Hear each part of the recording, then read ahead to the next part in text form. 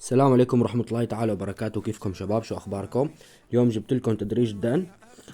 طبعا مثل ما أننا شايفين شباب، تدريج مانو عفوا الدقن مانا كثيفي أبدا. فنحن كيف رح نبلش بالبداية؟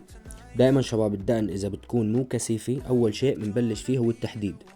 مثل ما أننا شايفين بنبلش نحدد بشكل مستقيم، خط ستريت تقريبا. بتمنى المو مشترك بالقناة الشباب يشترك بالقناة ويفعل زر الجرس ليوصلوا كل شيء جديد. وإن شاء الله ما رح نقصر مع أي حد حابب يتعلم مهنة الحلاقة الرجالية، ورح يعني أي شيء بخص المصلحة رح نشرحه ورح نصوره. ما رح نقصر مع أي حدا بإذن الله. ورابط انستغرامي بالوصف شباب.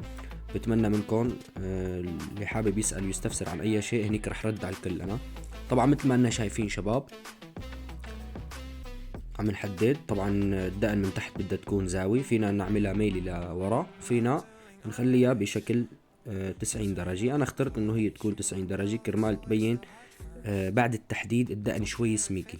طبعا مثل ما أننا شايفين شباب عم نشيل الرتوش هلا بهالطريقة.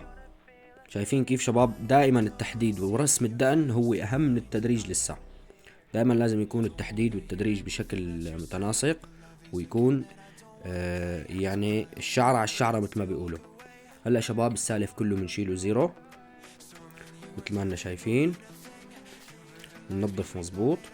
طبعا شايفين كيف على التحديد بينت الدقن اسمك من قبل، بينت كثيفة اكتر.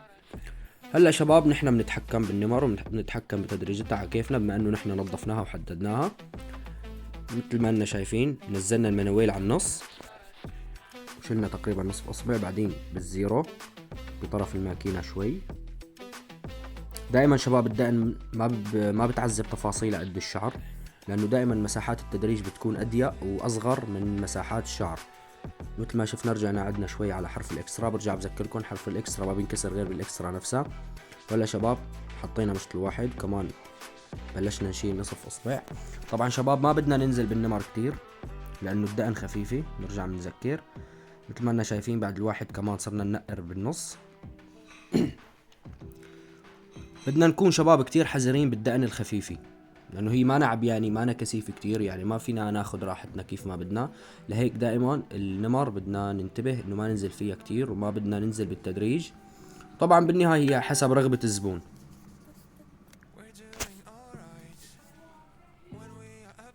شايفين معي كيف؟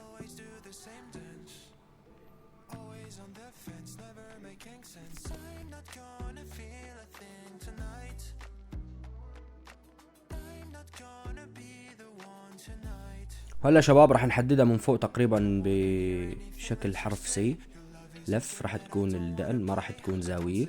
طبعا شباب ما راح نستخدم موس اليوم لانه الزبون ما بده يستخدم الموس ابدا. بحب يحدد على الشفرة فقط، عفوا على الماكينة فقط، ما بحب يحدد على الموس او على الشفرة ابدا. طبعا شباب مثل ما اننا شايفين هلا بهاي الحركة هيك بنشيل كل شي طاير وكل الرتوش كرمال يطلع معنا الخط ستريت بشكل كامل. ستريت يعني مستقيم شباب، بيطلع هيك خط مع بعضه.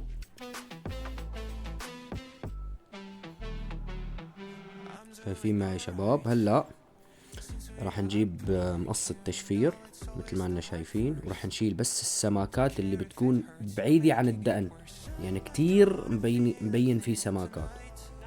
وبدنا نحاول ما نضرب اكتر من ضربتين ثلاثة على الخصلة كرمال ما يصير في مكان ابيض بنص التدريج، او يصير الشعر خفيف كتير بنص السواد. مثل ما اننا شايفين بطرف المشط المقص عفوا بنشتغل بطرفه، بنشيل كل النقط السوداء وكل السماكات. طبعا مثل ما اننا شايفين هلا بماكينة التنعيم بننظف، بما انه هو ما بده موس ما بده شفرة ابدا، بننظف نحن على التنعيم بهالطريقة هاي. شايفين معي؟ طبعا شباب ماكينة التنعيم دائما نجي بعكس الشعرة، كيف الشعرة طالعة نحن بنجي بعكسها.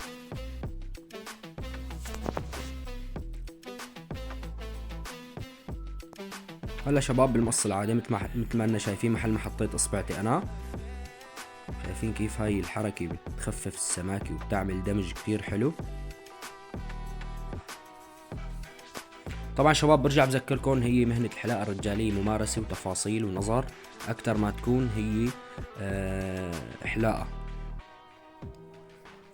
طبعا شباب هاي النتيجة النهائية، بتمنى تكونوا استفدتوا لليوم. السلام عليكم ورحمة الله تعالى وبركاته. كان معكم الكوافير رام.